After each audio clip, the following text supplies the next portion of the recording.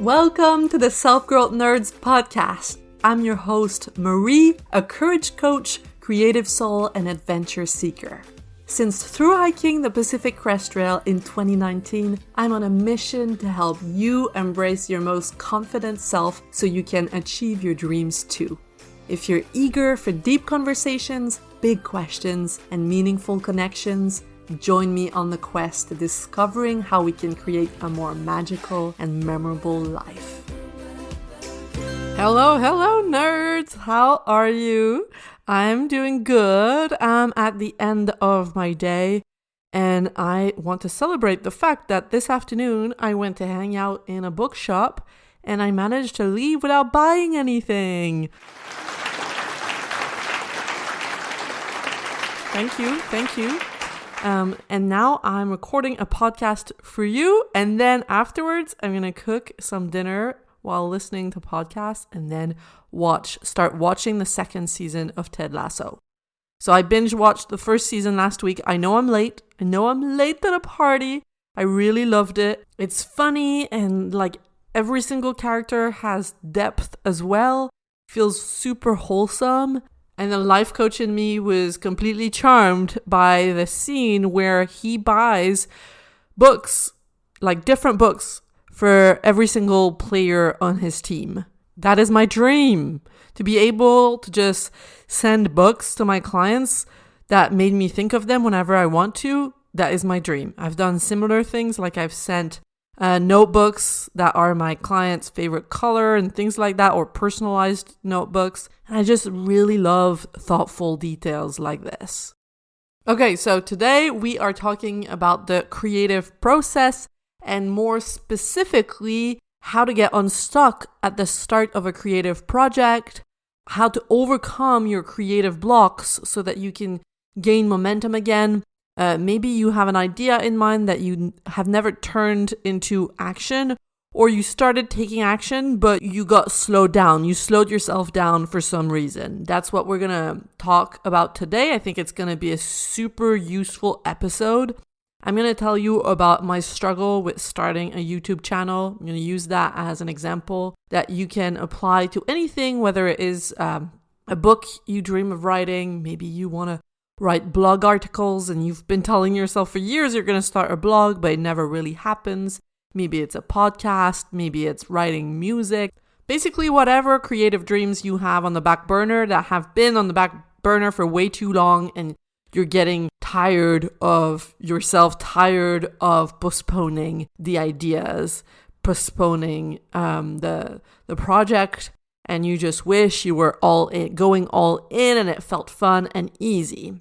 I'm going to give you 3 things to look for, 3 ways you might be getting in your own way, and what to do instead. So let's start with a bit of a story time. I've been wanting to do a YouTube channel for a long time now, like maybe 6 months to a year. And it was always in the back of my mind. I was watching YouTube videos about how to do that. And earlier this summer, a few months ago, I announced on Instagram that I was going for it. Finally, I filmed a video. I filmed my first video. And I didn't want to make things complicated. I didn't want to go out and buy a camera, buy a mic, buy all this stuff. I just wanted to use my phone. And my initial goal was to go get myself more professional gear once I had more experience. The reality of it was that it was all very messy and it felt like so much effort.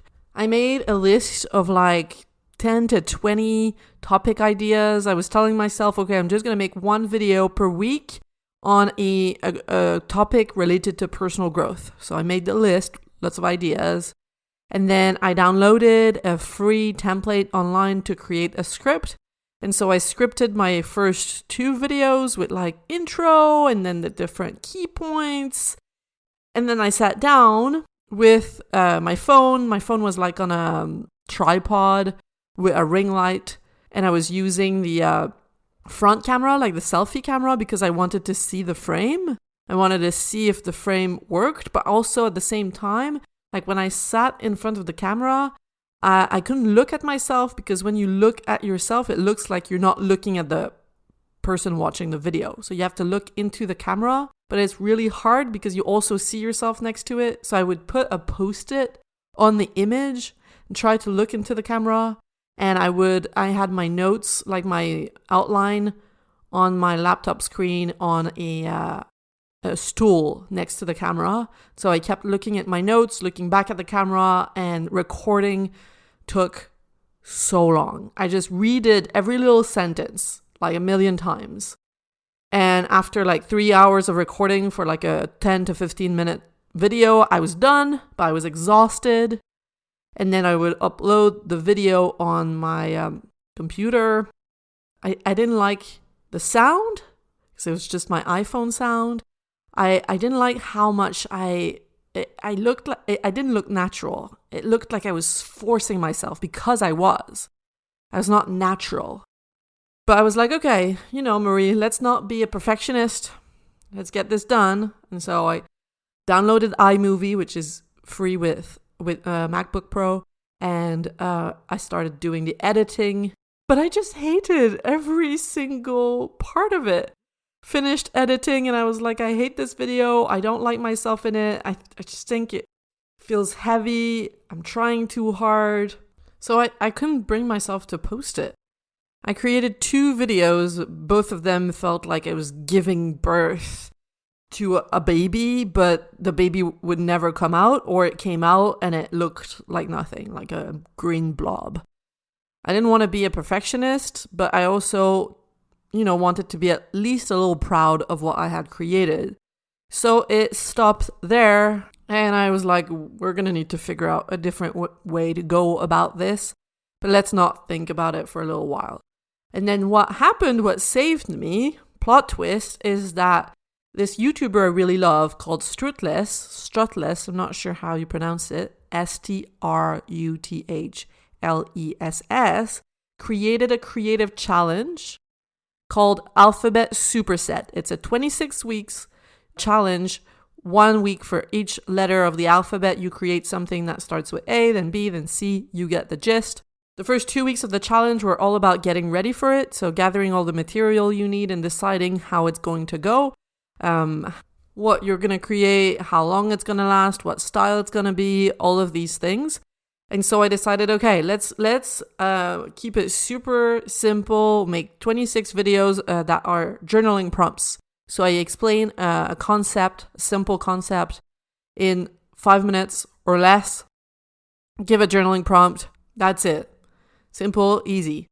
And I'm going to go get a vlogging camera with a little screen that you can flip to make sure that I see the frame, and I'm happy with the frame and the quality of the image, and then I can flip the little screen so I don't see myself and I can just look straight into the lens.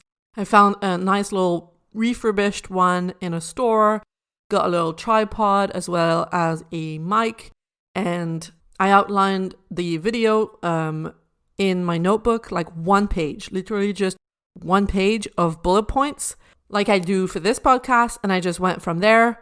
I just started talking at the camera using these notes and recording before another event so that I didn't have like 3-4 hours ahead of me, but I had a limited amount of time, like an hour in front of me to record, and then I had to move on to go do something else. And so far, it's been working great. I am actually amazed at the difference.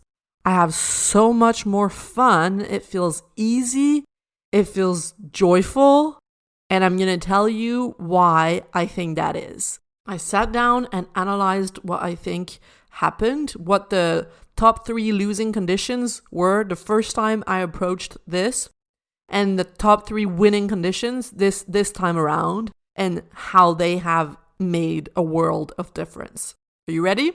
We're going to start with the first losing condition, and then I'm going to give you the solution to that, okay? And then we're going to go to number 2 and number 3 and end with a little wrap up. So the first losing condition was too much freedom. I thought that telling myself to do 1 video a week on personal growth was enough constraint, because that's what I've been doing with this podcast since the very beginning. But for some reason, for this other project, it was not working. It was overwhelming me more than anything. Kind of like going to Cheesecake Factory. Too many cake choices. You're like, oh my God, what am I going to eat? Instead of going to a restaurant where there's 3 cakes to choose from. There's the cheesecake, there's the chocolate cake, and there's, I don't know, what are the other types of cake? There's a key lime pie. And it's just easier to choose, right? Than if you have unlimited possibilities. So that leads you to my solution here is to create extremely clear parameters for your project or to comply to someone else's parameters. For me, it was a mix of both because the challenge gave us the theme, which is 26 weeks, letters of the alphabet. You can do whatever you want from there.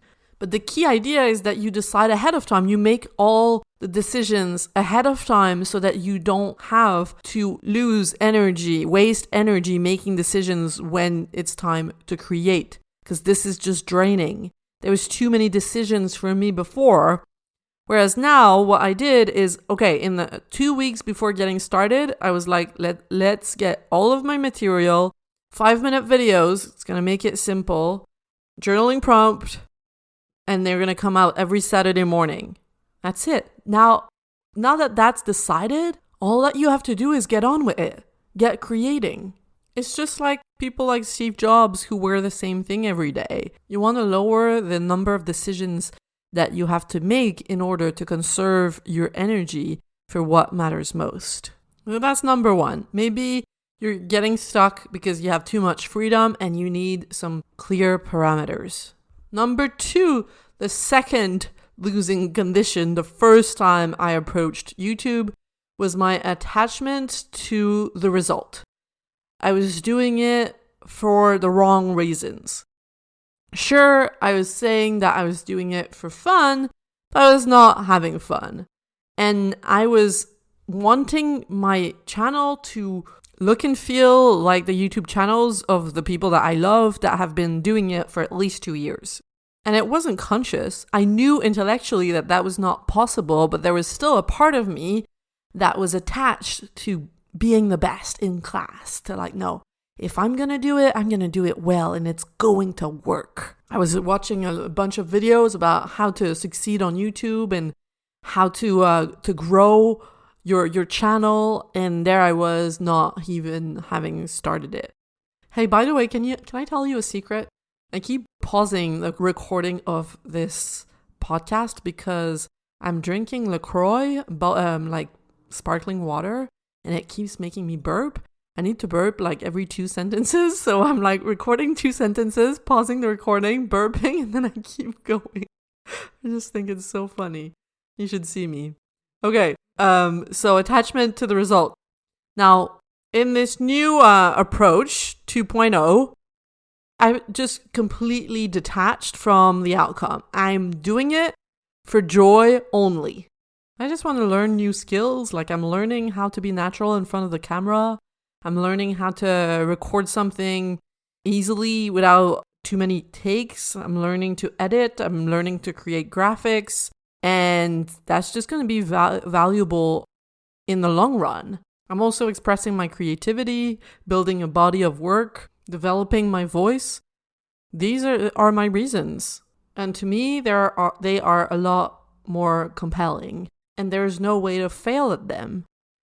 Whereas with my first approach, it was like, okay, how do I make this work? Now it's like, well, it's not about making it work or not. I'm just learning and growing and having fun in the process. Eventually, I would love for my YouTube channel to be super diverse, to have all kinds of videos, challenges, yes, but also deeper videos on personal growth, as well as book reviews, everything that I love, maybe even live coaching sessions. Who knows? Interviews, like podcast interviews are on YouTube. I would love YouTube to be the way I attract clients that are like-minded. Basically, YouTube would be my number 1 marketing channel, or number 2 with this podcast.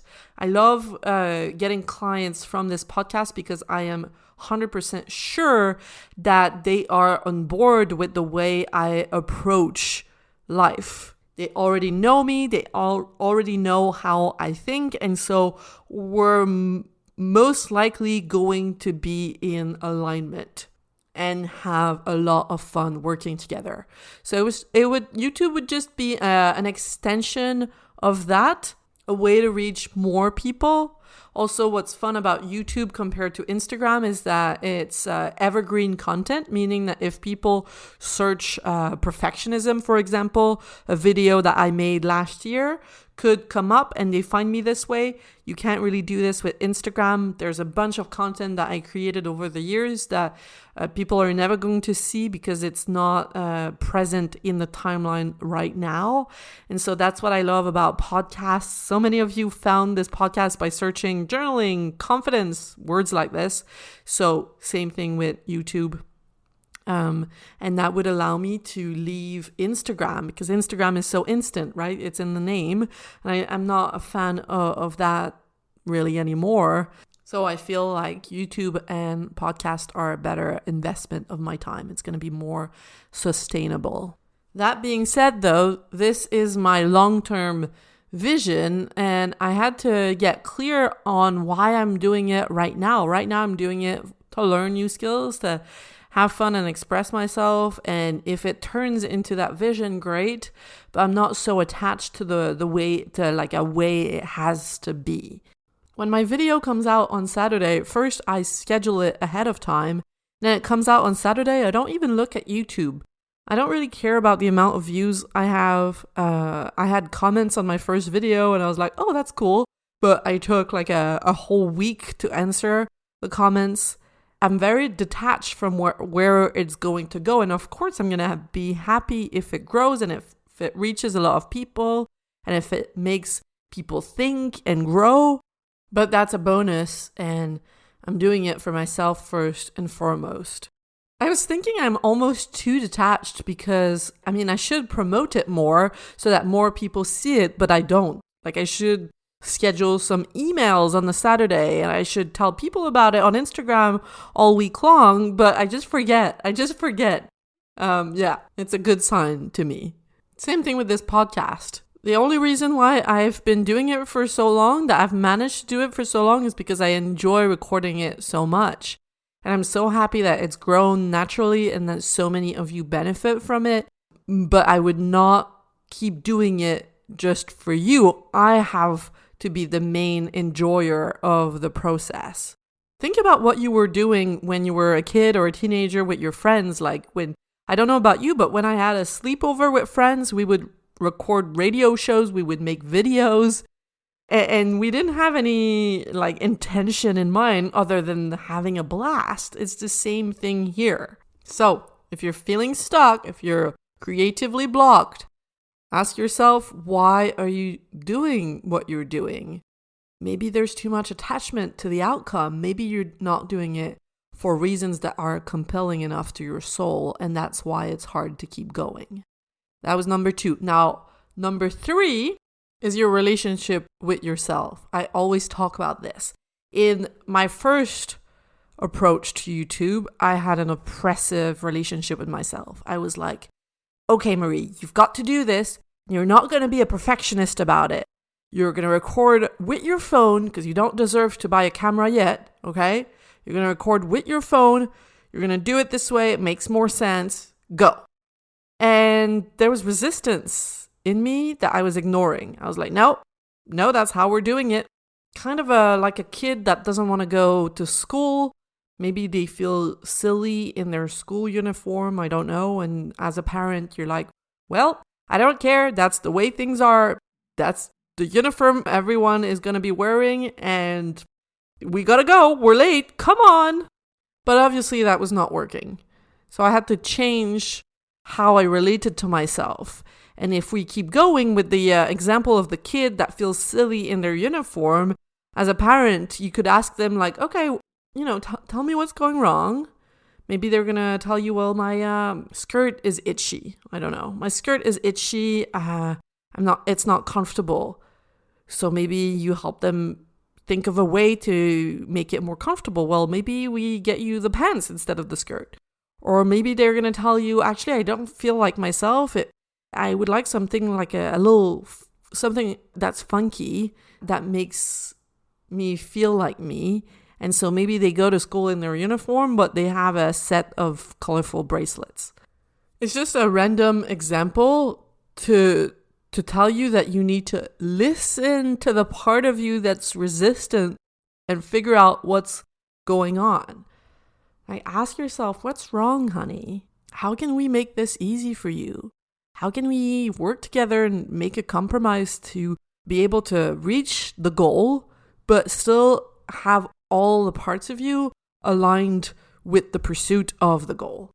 For me, what that looked like was getting that camera, because doing it on my phone, not only was it not aligned with the fact that I value quality, so I wanted good sound and I wanted a good image, but even more important than that, it was making the experience so clunky. Because I was sat there in front of my phone and I had, like I was telling you earlier, I had to look into the camera and not at myself. And, it was too much to think about. I just wanted it to be easy, like to be able to put the camera there, pick the frame, flip it around and press record. Have good sound, have good image, and not have to worry about that stuff. And sure, you might not have the budget to buy what you need. Of course, if I had unlimited budget, I would like get myself a studio, I would get myself an assistant, But you can make a list of your pain points, like where is there friction in your project and how can you make it easier for yourself? Try to be creative about the ways you could approach it differently. Sometimes we just have tunnel vision, like this is how it has to be done. Like, we got to get you to school and that's it. Shush. We shush parts of ourselves that have something important to say. So we have to just sit with ourselves and be like, let's brainstorm a way to make this frictionless, or at least diminish the amount of friction that is present so that the experience flows better. The other part of that for me was, instead of filling out a whole template on Notion with my whole outline, I wrote down key points in my notebook. The first way to do it was just taking too much time, and it was making me feel like, oh, here's all the things I have to talk about in that specific order with these specific words. Again, it's too many variables to think about. Whereas with the notebook and the key points, it's just be yourself and move through those different topics in a way that feels good. I did the same thing with my last group program, The Courage to Start New, where I was teaching every week, teaching a class. And before that program, when I taught classes, I used to create slides. So creating slides, and because I used to be a designer, I want my slides to look good. It would take me so long to create my slides, and it would be exhausting. And then in the last program, in The Courage to Start New, I decided to instead use a flip chart. So I would draw on paper. And I loved that because I was not spending more time on my computer. When I was preparing my classes, I would like sit in the kitchen or sit on the floor of my living room with my pens of all kinds of colors. And I would have my big flip chart and I would draw and write words. And the process was so much more aligned with me and what's fun for me. And I was happy to spend less time on the computer. Same thing now with like outlining the videos in my notebook. I can do it in the coffee shop instead of having to be on my computer again. So you have to find your own way. What's going to be fun for you? What's going to make it enjoyable? Okay? Now let's do a little recap before we go. So when you notice you're feeling overwhelmed and you're stagnating, you're procrastinating on a project, creative project that's important to you, ask yourself, what do I need to gain momentum again? It's one of these three things, or maybe a combination of the three. Do I need more specific parameters? Maybe it's too vague, there's too much freedom. Or do I need a more meaningful reason? Why am I doing this? Am I too attached to the outcome? Am I forgetting to have joy along the way? Or do you need a better relationship with yourself where you listen to all the parts of you, what they have to say, and hear them out on how they want to do this instead of force them to do it in a way that doesn't feel aligned with who you are at your core? If there's resistance, it's probably because there's a part of you that you have locked in the basement and they're trying to tell you something, you're not listening, and that's slowing you down. So pay attention. Okay, that's it for this week, my friends. I hope my analysis of what went wrong for me the first time and what helped me get unstuck the second time was useful for you. Please reach out and let me know your insights. I am on Instagram at Self-Growth Nerds. And of course, if you want to join me on my YouTube adventure, just look for Self-Growth Nerds in the search bar on YouTube and you should find me. You should find me there. Now it's time for you to go be creative and for me to go watch Ted Lasso. By the way, don't forget to also take time to rest. I think it's good to have a balance between input and output. Like right now, I am creating for you guys and then I'm going to go watch someone else's creation. Same thing with you. Yes, you can input information like this podcast, but then you also have to express yourself, put your voice out into the world. If you need help with that, come talk to me, okay? I still have one spot for coaching, unless when this comes out, the spot might be gone. Who knows? You can always contact me if you want us to chat. I'll be really happy to meet you and we might work together in the future. Maybe not now, but in the future, okay? Have a beautiful week. I'm sending you lots of love and I hope you're enjoying the fall weather. I love a good hoodie. Okay, bye. If you love what you're hearing on the Self-Growth Nerds podcast and you want individual help finding a new direction for your life and developing the courage to make your dreams a reality, you have to check out how we can work together on selfgrowthnerds.com or message me on Instagram at selfgrowthnerds. My clients say they would have needed that support years ago. So if you're tired of feeling like you're wasting your life, don't wait. Get in touch now, and I cannot wait to meet you.